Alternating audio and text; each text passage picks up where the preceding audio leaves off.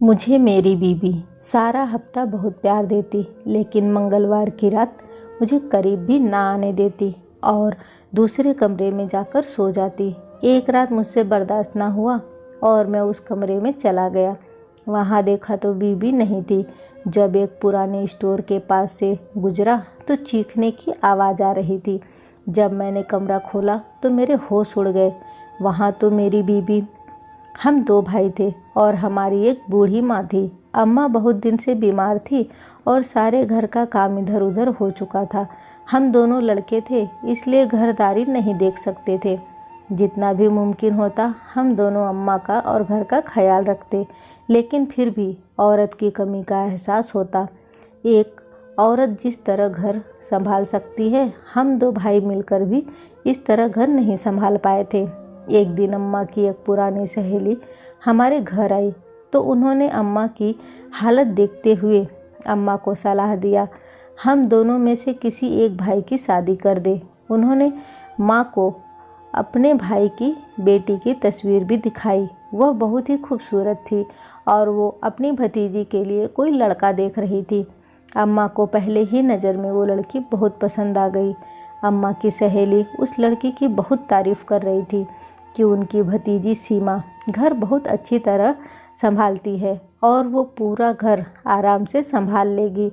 अम्मा भी घर की तरफ से बहुत ज़्यादा फिक्रमंद थी, इसलिए उन्हें यह बात समझ आ गई कि अब उन्हें कोई बहू ले आनी चाहिए। अम्मा ने मेरे बड़े भाई को सीमा की तस्वीर दिखाकर कहा कि भाई की सीमा से शादी करना चाहता है, तो भाई ने साफ मना कर दिया। उन्होंने कहा कि वह गरीब लड़की से शादी करेंगे, क्योंकि वो खुद भी बहुत नेक थे और वो शादी पर कोई दहेज भी नहीं लेना चाहते थे, बल्कि सब कुछ खुद ही सेट करना चाहते थे।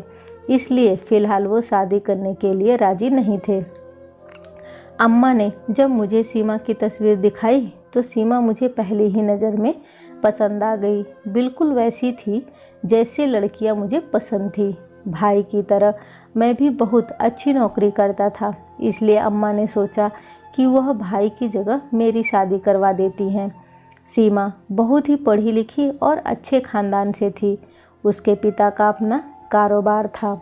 उनकी हालत हमसे बहुत अच्छे थे। जब अम्मा सीमा के घर रिश्ता लेकर गई तो अम्मा को लगा कि सीमा के घर वाले इस रिश्ते के लिए इनकार कर देंगे, लेकिन सीमा के घर वालों ने मेरी अम्मा को बहुत इज्जत दी और रिश्ता भी कबूल कर दिया। हमारे घर की यह पहली खुशी थी। पापा के मरने के बाद तो हमने खुशियां मनाना ही छोड़ दी थी। अम्मा भी अपनी बीमारी को भूलकर शादी की तैयारियों में मग्न हो गई थी। बेटे के सिर पर सेहरा सजाने का अरमान उनकी आंखों में चमक रहा था। देखते ही देखते मेरी शादी का दिन आ गया और मैंने सही मायने में पहली दफ़ा सीमा को अपनी दुल्हन के रूप में देखा। जब मैं कमरे में दाखिल हुआ तो उसका खूबसूरत चेहरा घूंघट डाले बैठी सीमा मेरा ही इंतज़ार कर रही थी। मैंने सीमा को शादी का तोहफ़ा दिया और उसका खूबसूरत चेहरा देखने लगा। वो किसी हसीन मूरत जैसी थी। उसका चिकना सा जिस्म मेरे जज्बात को बेकाबू कर गया था। मैंने अचानक ही सीमा के हाथों को चूम लिया। वो खामोश सी घबराई हुई बैठी थी, मेरी इस हरकत पर खुद में सिमट गई थी। मुझे उसका शर्माना भी अच्छा लगा था। मैंने उसे अपनी बाहों में भर लिया और अपनी मोहब्बत उस पर लुटाने लगा। उसका नाजुक सा वजूद मेरे जज्बात के तूफ़ान के आगे लम्हों में ही ढेर हो गया। सीमा ने खुद को पूरी तरह मेरे हवाले कर दिया था। शादी की ये रात मेरे लिए बहुत ही खूबसूरत थी। सीमा के रूप में मुझे एक बेहतरीन जीवन साथी मिल गई थी। वो भी मेरी तारीफ़ करती थी और हम एक जिस्मानी ताल्लुक़ कायम कर चुके थे। अगले दिन सीमा अपने घर चली गई और मैं सारा दिन बेचैनी से उसकी वापसी का इंतज़ार करता रहा था। मेरे बड़े भाई ने मेरी हालत देखी तो मेरा मजाक उड़ाने लगे। उनकी बात पर मैं शर्मिंदा हो गया तो वो कहने लगे कि अच्छी बात है, तुम्हें अपनी बीवी का इसी तरह ख्याल रखना चाहिए। रात को जब सीमा लौटी तो मैं उसके साथ कमरे में आ गया और अपनी बेताबी का इजहार करने लगा। मेरी बात सुनकर वो मुस्करा उठी और मैंने फ़ौरन ही उसे अपनी बाहों में समेट लिया। मेरी और सीमा की शादी को 4 दिन ही गुजरे थे कि सीमा ने सारे घर की जिम्मेदारी उठा ली। वाकई में ही वह घरेलू कामकाज में बहुत अच्छी थी। अम्मा तो सीमा के कामकाज और उसकी जिम्मेदारी से इतनी खुश हुई थी कि उन्होंने सारे घर की जिम्मेदारी बखूबी सीमा के हवाले कर दी। भाई तो सीमा के सामने भी आने से कतराते थे। वो सीमा से पर्दा करने की कोशिश करते और अपनी नज़रें झुकाए रहते। अपने सारे काम भी खुद किया करते थे। सीमा से कोई काम कभी ना कहता। सीमा भी घर के माहौल से पूरी तरह वाकिफ़ हो गई थी और अब जाकर अम्मा को भी आराम और सुकून हासिल हुआ था। सीमा घर के कामों के साथ साथ मुझे भी पूरा वक्त देती। वो मुझे हर रात इस कदर मोहब्बत देती कि मैं उसका दीवाना हो जाता। हर गुजरे दिन के साथ मेरा और सीमा का रिश्ता मजबूत होता चला गया। हमारी शादी को 1 हफ्ता होने वाला था, लेकिन एक रात अचानक ही सीमा ने अपना तकिया उठा लिया और कहने लगी कि आज रात वो अलग कमरे में सोएगी। मैं हैरान था कि सीमा को अचानक ही क्या हो गया। मैंने उससे पूछा, क्यों भाई, क्या तुम मुझसे नाराज़ हो? तो कहने लगी कि नहीं, अब से वो हर मंगलवार की रात को अलग कमरे में सोया करेगी। सीमा की बात सुनकर मैंने उससे पूछा, क्या आखिर ऐसा क्या तकलीफ़ हो गया है? मेरे लिए तो सीमा के बगैर एक पल भी गुजारना मुमकिन नहीं था और वह पूरी रात की बात कर रही थी। मेरा उतरा हुआ चेहरा देखकर सीमा कहने लगी कि आप परेशान ना हो। दरअसल मैंने मन्नत मांगी थी कि अगर मेरा पति बहुत मोहब्बत करने वाला होगा तो मैं हर मंगलवार की रात अपने पति से अलग रहूँगी और इसीलिए अब मैं अपनी मन्नत को पूरा करना चाहती हूँ, क्योंकि आप मुझसे बहुत मोहब्बत करते हैं और मेरी मन्नत कबूल हो गई है। मैंने कहा कि अगर ये तुम्हारी मन्नत है तो मुझे कोई एतराज़ नहीं है, लेकिन तुम्हारी गैर मौजूदगी मेरे लिए नाकाबिले बर्दाश्त है। मेरी बात सुन के वो कहने लगी कि उसके लिए भी मेरी जुदाई बर्दाश्त करना कोई आसान बात नहीं है, लेकिन हम दोनों एक ही घर में हैं और मैं बस एक ही रात अलग गुजारा करूँगी। सीमा तकिया लेकर अपने कमरे से निकल गई। मैं बेड पर करवटें बदलते रह गया। सीमा की गैर मौजूदगी में मुझे एक पल के लिए भी नींद ना आई, लेकिन मैं यह सोचकर खामोश हो गया कि बस एक रात की ही तो बात है। उसने सारे हफ्ते मुझे बहुत प्यार किया था। मैं एक रात तो उसके बगैर अकेले गुजार ही सकता था। अगली सुबह जब सीमा कमरे में आई तो मुझे उसका चेहरा कुछ उतरा हुआ सा लगा। मैंने उससे पूछा, क्या हुआ है? तो कहने लगी कि उसे अकेले कमरे में नींद नहीं आई। मैंने प्यार से उसे गले लगाया और कहा, अगर ऐसा ही है तो मुझे छोड़कर ना जाया करो। मेरी बात सुनकर सीमा कहने लगी कि उसे हर हाल में अपनी मन्नत पूरी करनी है और कुछ ही वक्त में उसे मेरे बगैर रहने की आदत हो जाएगी। मैंने सीमा को तंग करने के लिए कहा कि तुम बहुत जालिम हो, खुद पर भी जुल्म करती हो और मुझ पर भी जुल्म करती हो।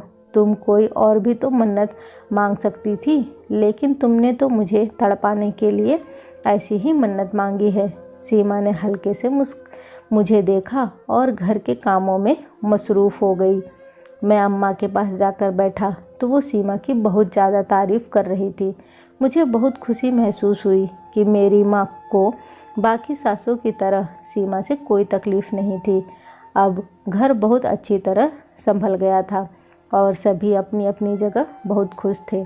सीमा ने माँ की भी इतनी अच्छी देखभाल की थी कि माँ की सेहत भी बेहतर हो रही थी। किसी ने सच ही कहा है कि अच्छी बीवी घर को जन्नत बना देती है, और वाकई सीमा ने मेरा घर जन्नत बना दिया था। बस वो मंगलवार की रात मुझे तड़पता हुआ छोड़कर दूसरे कमरे में चली जाती और यही बात मुझे अच्छी नहीं लगने लगी थी। मैं अकेला बिस्तर पर लेटा सीमा की गैर मौजूदगी को महसूस करता। मुझे सीमा की बाहों में सोने की आदत हो चुकी थी।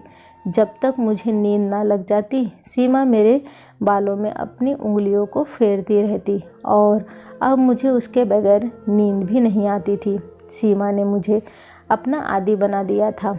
ऐसे ही एक रात वह दूसरे कमरे में चली गई तो मुझे अकेले नींद नहीं लगी और मैंने फैसला किया, अब मैं सीमा को खुद से अलग नहीं रहने दूंगा, इस दूरी को मिटा दूंगा। यही सोचकर जब मैं सीमा के कमरे में पहुंचा तो वो मुझे ना मिली। तो उसे ढूंढते हुए मुझे स्टोर रूम से चीखों की आवाज़ आई तो मैं फ़ौरन ही स्टोर रूम में घुस गया। मेरी बीबी सीमा मेरे भाई के साथ स्टोर रूम में मौजूद थी और वह बुरी तरह चीख रही थी, जबकि मेरा भाई उसके दोनों हाथों को पकड़े हुए उसको चुप कराने की कोशिश कर रहा था। मैं जैसे ही अंदर दाखिल हुआ तो मेरे भाई ने मुझे कहा, ये तेरी बीवी यहाँ अपने यार के साथ छुपकर मुलाकात कर रही थी और जब मैं अंदर आया तो ये चीखने चिल्लाने लगी। इसका आशिक तो भाग निकला। जब मैंने उससे कहा कि मैं तुम्हें तुम्हारी सारी सच्चाई बता दूंगा, ये उल्टा मुझ पर इल्ज़ाम लगाने लगी और कहने लगी कि तुम्हें कहेगी कि मैं इसकी इज्जत पर हमला करने वाला था। अपने भाई की बात सुनकर तो मेरा गुस्से से चेहरा लाल हो गया। मैंने आगे बढ़कर सीमा के मुंह पर एक ज़ोरदार थप्पड़ मार दिया। सीमा, जो बहुत देर से कुछ कहना चाह रही थी, थप्पड़ खाकर सकते में आ गई। वो मुझसे कहने लगी कि आप एक बार मेरी बात तो सुन लीजिए। लेकिन मैंने खुद अपनी आंखों से देखा था कि सीमा किस हुलिये में आधी रात को स्टोर रूम में खड़ी थी। वो कह रही थी कि वह यहाँ अपने किसी आशिक से मुलाकात करने नहीं आई थी, बल्कि मेरे भाई ने उसे बुलाया था। मैं अपने नेक और पाक भाई के खिलाफ उसके मुंह से जहर भरे अल्फाज सुनकर दंग रह गया था। मैंने सीमा को बालों से पकड़कर घसीटता हुआ कमरे में ले आया। मैं जिस औरत को अपनी इज्जत समझता था और जिससे इतनी मोहब्बत करने लगा था, उसने मेरे ही पीठ में खंजर घोंप दिया था। आज मुझे समझ आया था कि सारा हफ्ता मुझे खुश करने के बाद मंगलवार को दूसरे कमरे में जाकर क्यों सोया करती थी। मैं जान गया था वो इसकी कोई मन्नत नहीं, बल्कि अपने आशिक से मुलाकात का वक्त है। अगर आज मेरा भाई उसे ना देखता तो शायद मुझे उसकी इस हरकत का ज़िंदगी में पता न होता। मैंने सीमा को कहा कि अभी और इसी वक्त अपना सामान बांधो और अपने घर चली जाओ। मेरे घर में उसके लिए कोई जगह नहीं है। सीमा मेरे पैरों पर गिर पड़ी। मुझे कहने लगी कि मैं एक बार उसकी बात सुन लूँ। वैसे तो सीमा की किसी बात पर अब मुझे एतबार नहीं आने वाला था, लेकिन मैं उसे एक मौका देना चाहता था। मैंने सीमा से बहुत ज़्यादा मोहब्बत की थी। मैंने उससे कहा कि तुम्हारे पास एक आखिरी मौका है, तुम्हें जो भी कहना है एक बार ही कह दो। वो कहने लगी कि शादी से पहले एक लड़के को पसंद करती थी, लेकिन दोनों के बीच ऐसा कोई ताल्लुक नहीं था कि जिससे सीमा को शर्मिंदा होना पड़े। वो लड़का भी सीमा को पसंद करता था, लेकिन उसके घर वाले रिश्ता भेजने के लिए राजी नहीं हुए। सीमा के पास उस लड़के के दिए हुए कुछ तस्वीर मौजूद थे और वो लड़का दुबई जा रहा था। तो सीमा ने सोचा कि वो उसके तस्वीर उसे वापस कर दे, क्योंकि सीमा मेरी बीवी बन चुकी थी और वो मुझसे मोहब्बत करने लगी थी।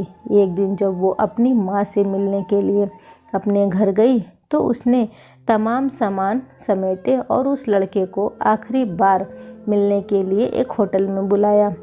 वह उसे उसके सामान वापस करके अपनी खुशगवार आज़ाद ज़िंदगी से आगाह कर दे और वो लड़का भी सीमा को भूलकर अपनी ज़िंदगी में आगे बढ़ जाए। लेकिन वो आखिरी मुलाकात सीमा के ज़िंदगी के लिए बवाल बन गई। जब सीमा उस लड़के से मिलने के लिए गई तो वहाँ पर उसे मेरे भाई ने देख लिया और चुपके से उसकी वीडियो बना ली, जिसमें वो लड़का सीमा का हाथ पकड़ के उसे अलविदा कह रहा था। सीमा को लगा था कि ये किस्सा अब दफन हो जाएगा और वह मेरे साथ खुशी खुशी एक बेहतर ज़िंदगी गुजारेगी। लेकिन मेरे भाई ने उसकी वीडियो बनाई और उसे ब्लैकमेल करने लगा कि वो हफ्ते में एक रात मेरे भाई के साथ गुजारेगी। वो मेरे भाई की धमकियों से डर गई थी और मुझे छोड़ना भी नहीं चाहती थी, इसलिए उसने ये कदम उठा लिया और वह हर मंगलवार की रात मेरे भाई के साथ स्टोर रूम में गुजारने लगी। लेकिन ये सब वो अपनी खुशी से नहीं करती थी, इसलिए मेरे भाई की गलत हरकतों पर वो चीखने चिल्लाने लगती। सीमा मेरे आगे हाथ जोड़कर रो रही थी। वो कह रही थी कि वो भी इस गुनाह भरी ज़िंदगी से निकलना चाहती थी, लेकिन मेरे बगैर वो जिंदा नहीं रह सकती थी। इसलिए कभी उसने सच बोलने की हिम्मत ना की। मैं गैर यकीनी के आलम में सीमा को देख रहा था। मैं उसकी हर बात पर यकीन कर सकता था, लेकिन इस बात पर कभी भी भरोसा नहीं कर सकता था कि मेरा भाई सीमा से ताल्लुक़ कायम करने के लिए उसको रूम में बुला सकता है। मेरा भाई बहुत ही नेक और शरीफ था। उसने तो कभी नज़र उठाकर भी किसी लड़की को नहीं देखा था और सीमा से भी रिश्ते के लिए भाई ने खुद ही इनकार किया था। तो फिर वो सीमा को अपने पास क्यों बुलाता? मैं पूरी तरह भंवर में फंस चुका था। सीमा के आंसू उसकी सच्चाई की गवाही दे रहे थे और मैं अपने भाई के किरदार की गवाही दे सकता था। मैं सिर पकड़कर बैठ गया। मुझे कुछ समझ नहीं आ रहा था। मैं सीमा के साथ कोई गलत इंसाफ नहीं करना चाहता था, लेकिन मैं एक ऐसी औरत को अपनी निगाह में भी नहीं रख सकता था जो मेरे भाई के किरदार पर उंगली उठा रही थी। मैंने उससे कहा कि फ़िलहाल वो अपने घर चली जाए और कुछ दिन वहीं गुजारे। मैं ठंडे दिमाग से इस मामले पर गौर करूँगा, फिर ही कोई फ़ैसला करूँगा। सुबह मैं खुद सीमा को उसके घर छोड़ आया। मेरी गाड़ी से उतरते वक्त सीमा ने एक ही बात की थी कि मुझसे बहुत मोहब्बत करती है और उसने जो भी किया वो मजबूरी में किया। मेरा दिल सीमा की बात पर यकीन करना चाहता था, लेकिन अपने भाई को भी अच्छे से जानता था। उसको छोड़कर आने के बाद जब मैं अपने भाई के कमरे में गया तो खामोशी से एक कोने में बैठ गया। मेरे पास तो अपने भाई से पूछने के लिए कोई सवाल भी नहीं था। मेरे भाई ने साफ साफ लफ्ज़ों में मुझे यही बताया कि वह रात पानी पीने के लिए अपने कमरे से निकले और जब उन्हें स्टोर रूम से कुछ आवाज़ें आई तो उन्होंने जाकर देखा। वहाँ पर सीमा एक लड़के के साथ मौजूद थी। अब वो दोनों बहुत ही गैर हालत में थे। अम्मा की तबीयत ठीक नहीं थी, इसलिए मैं फ़िलहाल अम्मा को इस मामले से दूर रखना चाहता था। मैंने माँ से कह दिया था कि सीमा कुछ दिन के लिए अपने घर रहने गई है। दिन बहुत धीरे धीरे गुजर रहे थे। मैं पूरी तरह उलझ गया था। दफ्तर में भी किसी काम में मेरा मन नहीं लगता था।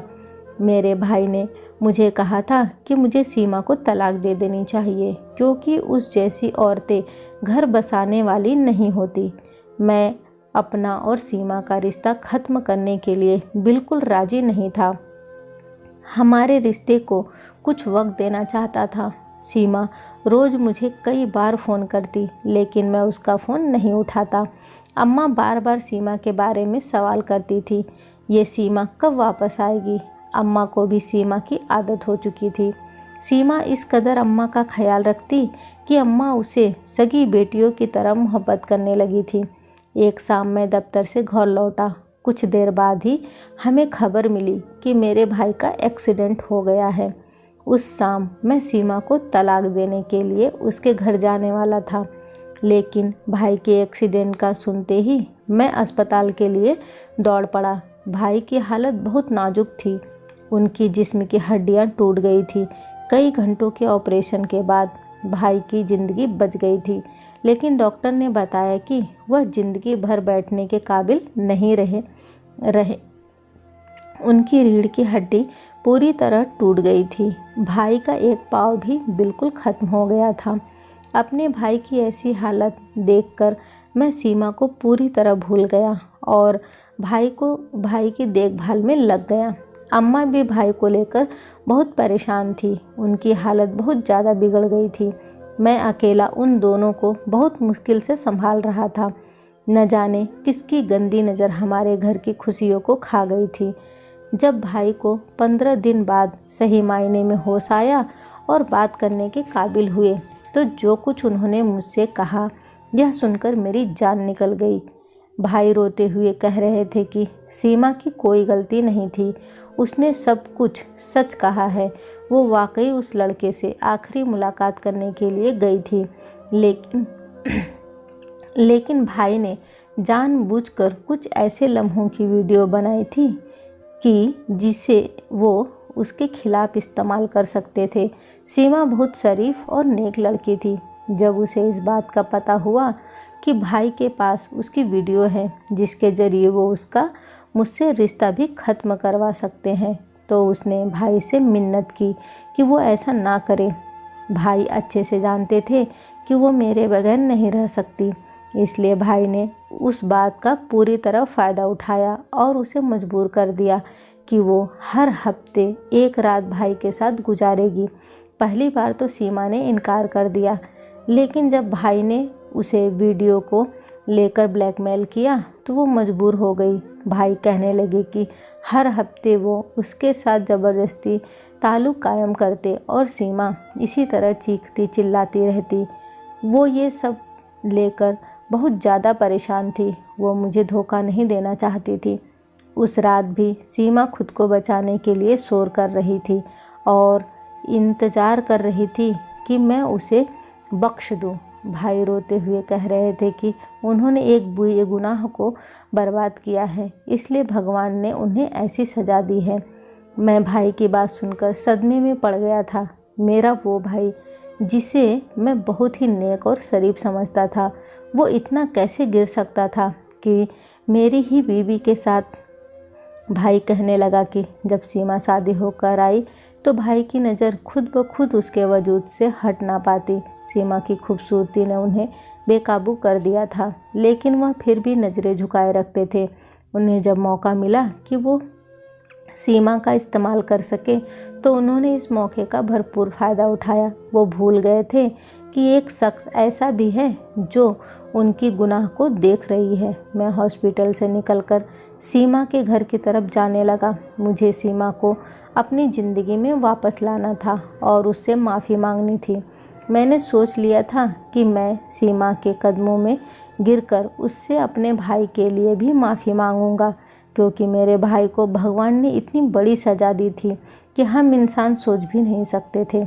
अपने भाई की ऐसी हालत देखकर मैं भी उन्हें माफ़ कर चुका था। मुझे यकीन था कि सीमा मुझसे इतनी मोहब्बत ज़रूर करती है कि वो मुझे और मेरे भाई को माफ़ कर देगी, हमें दोबारा से अपना लेगी। भगवान की लाठी में आवाज़ नहीं होती है और जब ये इंसान पर पड़ती है, इंसान बर्दाश्त नहीं कर पाता। दोस्तों, कैसी लगी ये कहानी मुझे कमेंट करके ज़रूर बताइएगा। वीडियो को लाइक और शेयर करना ना भूलें। चैनल पे पहली बार आए हैं तो इसे सब्सक्राइब ज़रूर करें। कहानी सुनने के लिए आपका बहुत बहुत धन्यवाद।